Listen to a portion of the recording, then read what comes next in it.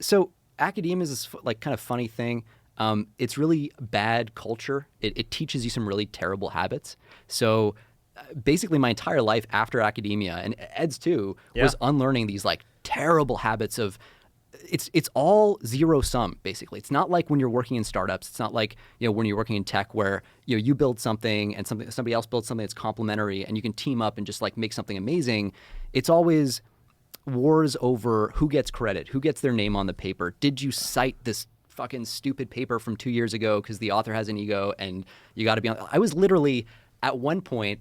I'm not going to get any details here, but like there was a collaboration that we ran with like this anyway fairly well-known guy, and my supervisor had me like write the emails that he would send from his account so that he was seen as like the guy who is like interacting with this bigwig.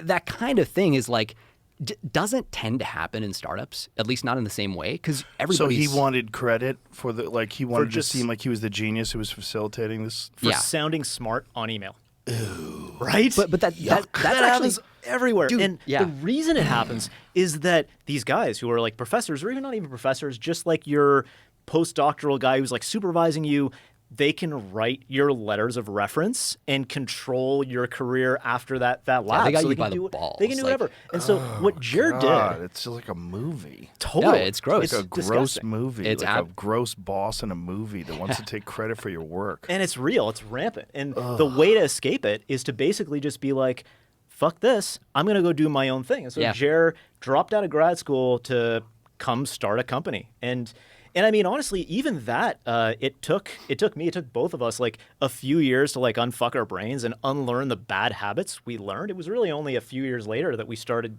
like really, really getting a good flow going. You're kind of disconnected from the, like base reality when you're in the ivory tower, right? Like there's something beautiful about, and this is why we spent all our time in startups, but there's something really beautiful about like, it's just a bunch of assholes, us, and like no money and nothing and a world of like potential customers. And it's like it's not that different from like stand-up comedy in a way. Like your product is, can I get the laugh, right? Like something like that. And it's unforgiving. If you fuck up, it's like silence in the room. It's the same thing with startups. Like the space of products that actually works is so narrow and you got to obsess over what people actually want.